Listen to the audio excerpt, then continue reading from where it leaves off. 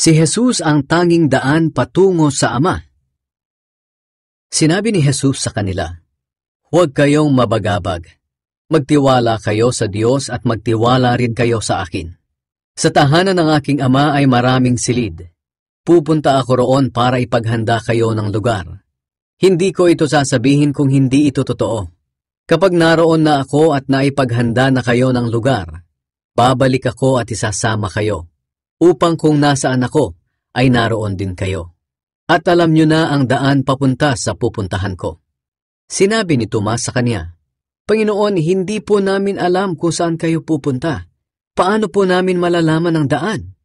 Sumagot si Jesus, "Ako ang daan, ang katotohanan, at ang buhay. Walang makakarating sa Ama kung hindi sa pamamagitan ko. Kung kilalan nyo ako, kilalan nyo na rin ang aking Ama. At ngayon nga ay nakilala at nakita nyo na siya." Sinabi ni Felipe sa kanya, "Panginoon, ipakita nyo po sa amin ang Ama, at sapat na iyon sa amin." Sumagot si Jesus, "Felipe, ang tagal na nating magkasama, hindi mo pa rin ba ako kilala? Ang nakakita sa akin ay nakakita na rin sa Ama. Paano mo nasabing ipakita ko sa inyo ang Ama? Hindi ka ba naniniwala na ako ay nasa Ama at ang Ama ay nasa akin? Ang mga salitang sinasabi ko sa inyo ay hindi nanggaling sa akin, kundi sa Amang nasa akin. Siya ang gumagawa ng mga bagay na ginagawa ko. Maniwala kayo na ako ay nasa Ama at ang Ama ay nasa akin. Kung ayaw ninyong maniwala sa sinasabi kong ito, maniwala man lang kayo dahil sa mga ginawa ko. Sinasabi ko sa inyo ang totoo. Ang sumasampalataya sa akin ay makakagawa rin ng mga ginagawa ko. At higit pa rito ang magagawa niya dahil pupunta na ako sa Ama. At anuman ang hilingin nyo sa aking pangalan ay gagawin ko upang maparangalan ng Ama sa pamamagitan ko na kanyang anak.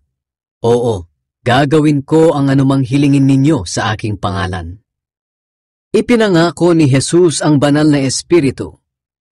"Kung mahal nyo ako, susundin nyo ang aking mga utos.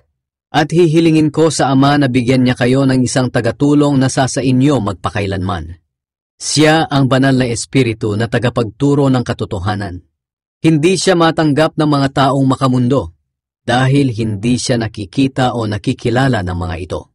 Pero kilalan niyo siya dahil kasama niyo siya at sa inyo magpakailanman. Hindi ko kayo iiwan ng walang kasama.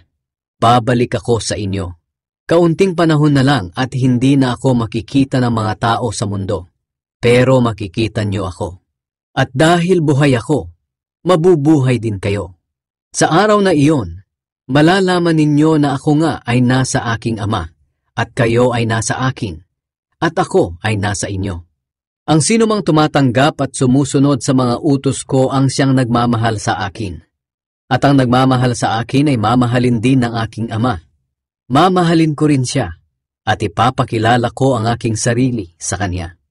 Tinanong siya ni Judas, hindi si Judas Iscariote, "Panginoon, bakit sa amin lang po kayo magpapakilala at hindi sa lahat?"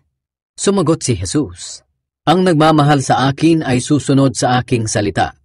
Mamahalin siya ng aking Ama, at mananahan kami sa kanya. Ngunit ang hindi nagmamahal sa akin ay hindi sumusunod sa aking mga salita. At ang mga salitang narinig nyo ay hindi nanggaling sa akin, kundi sa Amang nagsugo sa akin. Sinasabi ko ang mga bagay na ito habang kasama nyo pa ako. Pero kapag nakaalis na ako, ang tagatulong na walang iba kundi ang banal na Espiritu ang ipapadala ng Ama bilang kapalit ko. Siya ang magtuturo sa inyo ng lahat ng bagay at magpapaalala sa inyo ng lahat ng mga sinabi ko sa inyo. Huwag kayong mabagabag at huwag kayong matakot, dahil iniiwan ko sa inyo ang kapayapaan. Ang aking kapayapaan ang ibinibigay ko sa inyo. Hindi ito katulad ng kapayapaang ibinibigay ng mundo.